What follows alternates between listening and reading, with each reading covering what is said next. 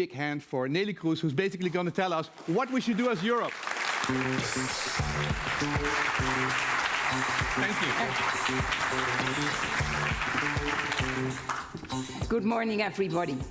A stand-in for your room. And I'm not a look-alike, for that was already shown, the look-alike, but I'm the stand-in. And the host, by the way, of KPMG made my day, and I have to explain it a little bit. Announcing me as Neelie Smit, to be honest, with one of my divorces, the first to be precise, I had a couple that still had a great life, but yeah, follow my example, just mix and so on. But having said that, my biggest worry at that time was that first divorce. I was thinking my brand, and for politicians, I don't need to explain, your brand is very important, and that was my name, Smit Kroes. And after decades and decades, I now got the real blessing that it is still there. Well, by the way, the wrong brand, but that is not important. Having said that, it's great to be in your midst. And it is great to just attend this conference. It's an important conference, for it will be the last. And I have to explain later on. And I can assure you, I got many invitations for conferences. Mostly I reject, so don't be active in asking me for your wedding or for your ceremonies or whatever to be the guest speaker. I will say no. But this is a very special one, and also because, in my opinion, it will be one of the last. The Dutchb Bockchain Conference is an incubator of new plans and of new ideas, and that may turn, and it was already explained, it was shown, so to say, that it may turn out changing for many, many people. And that's fascinating, and that is what is inspiring me most. That it is influencing our daily life, and not for a couple. It is like roaming. If European politicians would be a bit wiser and take a couple of those examples of roaming, etc., then they could just explain to the Dutch, but also to the British, by the way, citizens, that Europe makes sense. For getting rid of roaming, you need to have a digital single market. Another reason for me to accept this stand-in position, for I'm grateful to Jeroen, and he is doing a great job, also in Brussels, so to say. But you are not just an audience, and you are entrepreneurs, and you are inventors and innovators and free spirits, so to say. Well, that's not always the case with an audience, free spirits, but now there are free spirits. You are people who think moving forward is so much more interesting than resting on your laurels. You are people who strongly believe the best is yet to come for our country, and not only for our country. Yes, and therefore you are my favorite kind of people. As a special envoy for the startup Delta, and still 9 days to go, and after 9 days it will be taken over by a much more fascinating guy. That is the only negative part, but he does have a very competent background, so to say. Fintech and blockchain in particular has the potential to change the whole financial system. And I am already knocking on doors for years and years, also during my my second period in my second term in Brussels, that banks, insurance companies, and what have you, need to be aware that it will really change. And I was confronted with the consequences of the banking crisis in my first term in office in Brussels. But for me, there is still not the real aspiration and inspiration that nothing will stay like it was yesterday. Even not like it is today. It will change completely. So what we have to take into account, and especially the financial sector, that blockchain started around Bitcoin, but today we have to start to see the full possibilities of the blockchain. And the blockchain is not only used in the financial sector, as you are aware, with native payment systems that run without banks or credit card companies, but it also works for voting systems, music records, healthcare systems, it was already mentioned, and real estate. Blockchain is what we call a game changer, or much more fascinating, a disruptor. It is really one of those disruptors of our economy and our society. A small but significant example of the successful implementation of blockchain technology. The Dutchb, but it was already mentioned by one of the organizers. The registration of the different rebates and services available to the users of the pass, citizens of Groningen, is done using blockchain. And I was not asked to just back you, but I'm backing you for 100%. There is definitely a lot of potential, and already customers hardly visit their bank in person anymore because it's so much more convenient to handle their financial affairs on their smartphone. And not everybody is aware that your smartphone, that everybody's smartphone, wherever in the world, in Africa, in the Far East, in Europe, in the US, name it, that the smartphone has been changing our world completely. It is a computer in your hands. And I will say, in one hand, your computer, and in the other hand, you use your fingers to use it, so to say. And it is a power that is even larger than when we were sending the first person to the moon, with that computer force and compared to now. So it is changing completely our systems. And I believe technological innovation could lead to a more stable and an efficient financial sector, and therefore to a more stable and efficient society, and contribute to economic growth, for example, in the Netherlands. It will also bring more diversification, stronger competition for banks, and will force banks to rethink their business models. Consumers will benefit as well, as they will get more choice and probably better products. SMEs will benefit as they will get more alternative, low-cost ways to finance themselves. Talking about security markets, blockchain could prove to have an impact as an electronic trading, as clearing and settlement could be speeded up due to the limitation of the number of parties involved due to the distributed ledger. And that could further reduce counterparty risk and make collateral management more efficient. Well, I guess you in the room, we all agree about the opportunities and the potential of the new technology. No hesitation. And now let's take up a step. Looking into history, there have been some technical developments that had an immediate impact on society. Of course, the printing press, an old example, in the 15th century, it was instantly recognized as a great way to spread a message among a larger audience. Much more modern, of course, the smartphone. Imagine living without it. The first smartphones were already sold out before they were for sale in the shops. And I guess you know as well as I do that this isn't the case for all new technology. Some inventions take a little bit more time to hit the ground. Think of the computer. Of course, we can't picture a world without computers anymore. It seems now without computers we would be completely lost. But after the development of the first car-sized computer, decades passed before the first lean and mean home computer was there. In other words, it took a long time before this piece of world-changing technology found its way to our daily lives. Now, the world absorbs new technology at a higher pace than it did halfway the last century. So I guess it won't take decades before new financial technology is commonly accepted.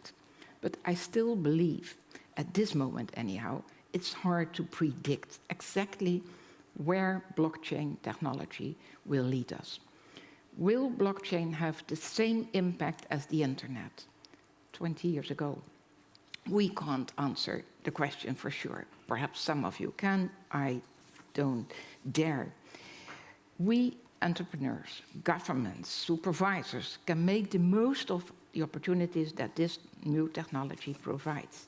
And that is why I have already called for a coalition on blockchain in the Netherlands, in which ministries, supervisors, entrepreneurs work shoulder to shoulder, so to say, to create the right environment. We don't need to make the same mistakes as we did in the past. An environment that's badly needed, that supports competition and that supports innovation. An environment that benefits and, when necessary, protects consumers. And an environment that enhances financial stability. Just an example, the aircraft industry, and I'm still aware of that, for I was already active in politics. That is the advantage if you are a little bit older than all of you. By the way, I was faced with that element by my youngest grandchild when we were Skyping a couple of years ago. She is a US citizen living in San Francisco, so on Sunday afternoon we are Skyping. More fun for the grandma than for the grandchildren, but they still behave. And at a certain moment she was asking, Nene, by the way, what is your age? And honestly, at that moment, and I answered honestly, I said 72. And she said, and you are still alive? So I'm in a hurry, so to say, and sometimes that is an advantage, for you still remember that aircraft example, I still remember. And that is one of the good examples why we need to stay together in the digital single market.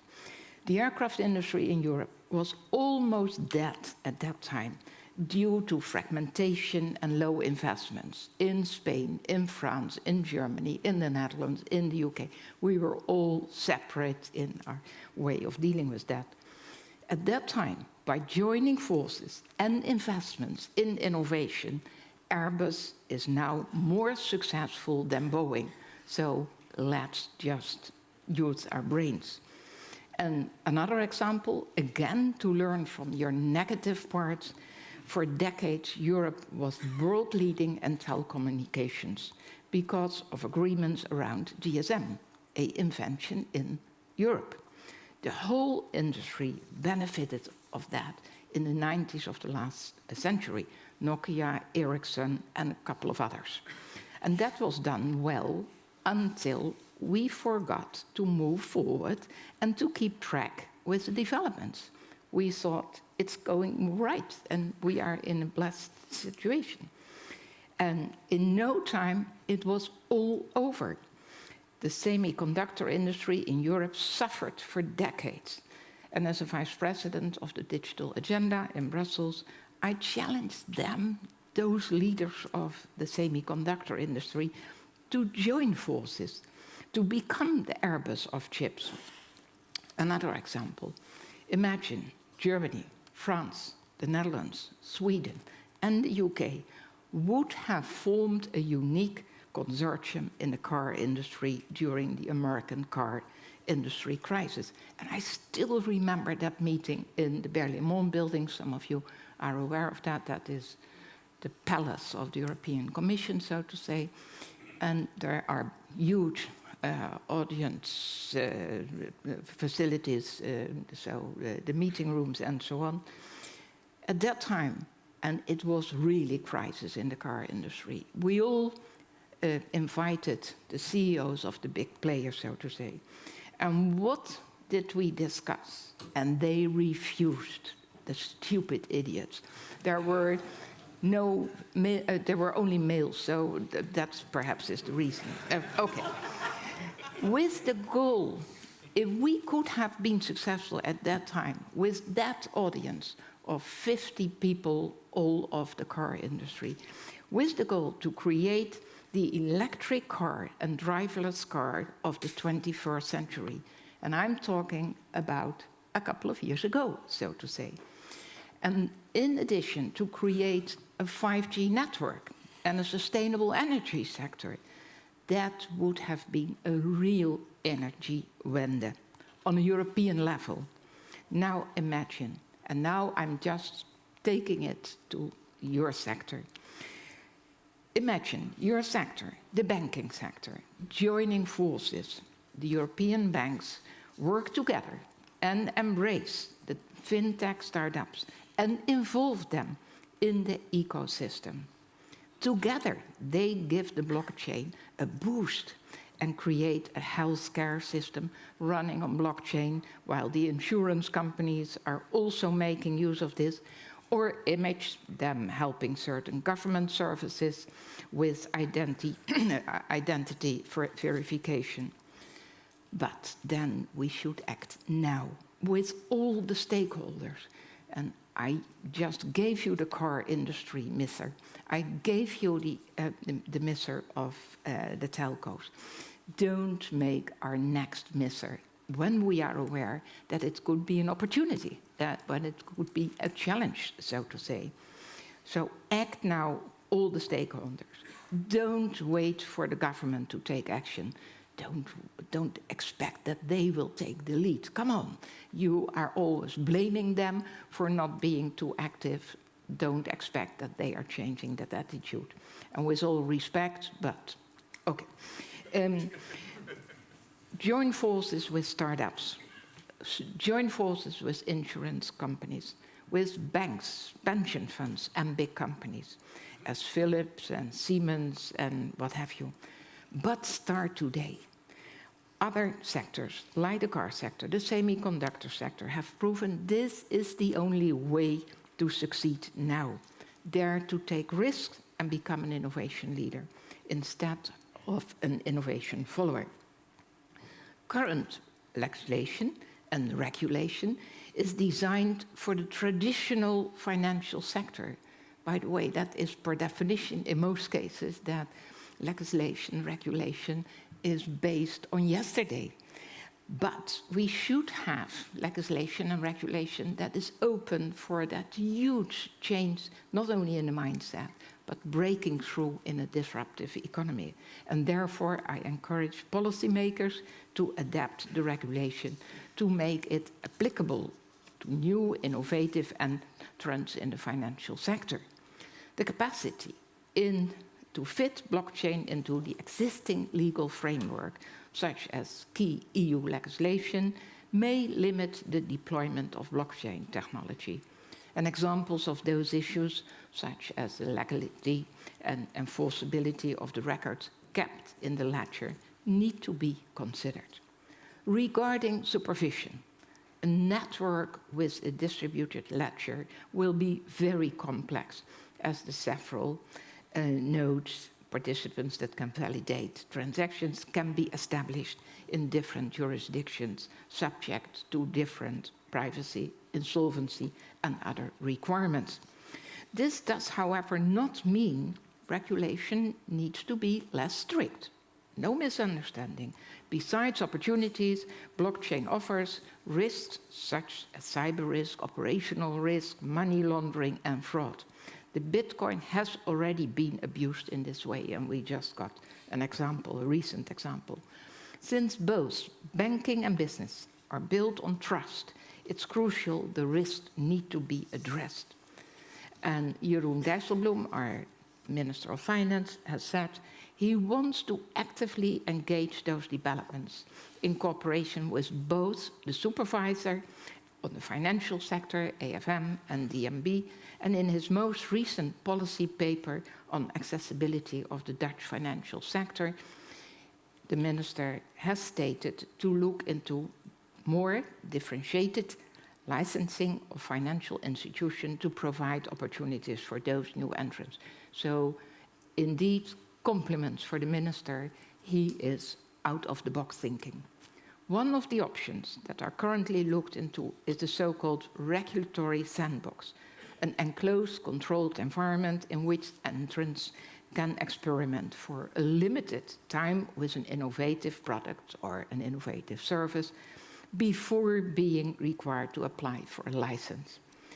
The financial supervisors, AFM and DNB, have jointly set up an innovation hub, which acts as a service for answering questions on supervision, regulation, and legislation for market participants. The Minister of Finance has, jointly with the Minister of Economic Affairs, followed my advice, and I'm grateful for that.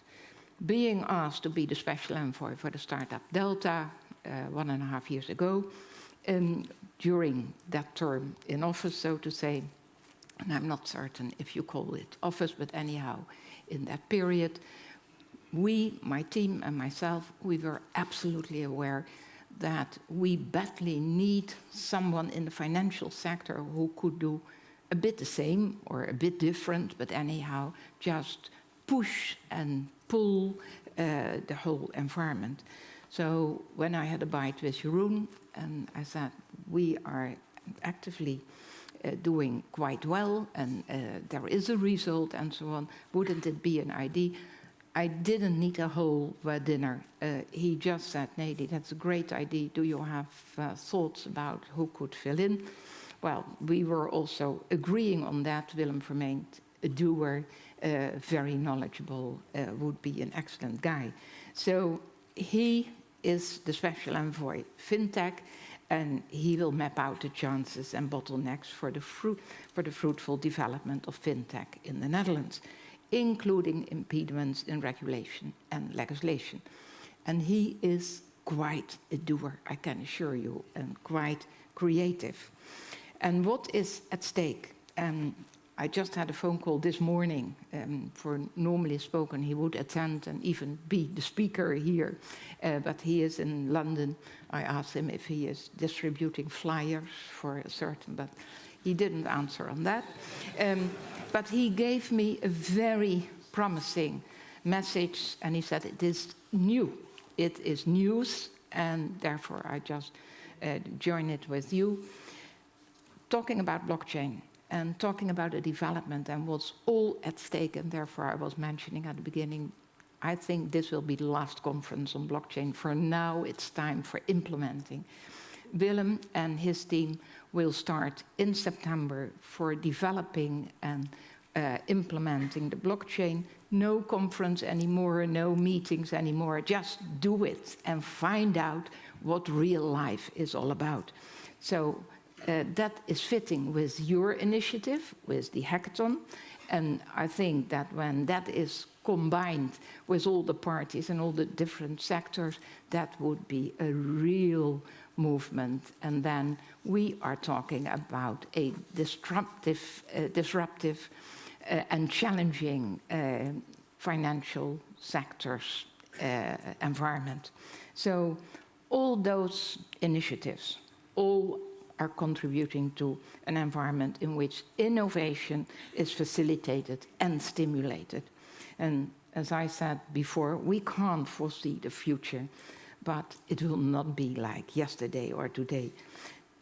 We could give the future a helping hand, not by beating each other, not by blocking each other, but by working together, shoulder by shoulder, to make the Netherlands a front runner in blockchain technology. And that is what I think would be a very positive result out of this conference. Thank you very much.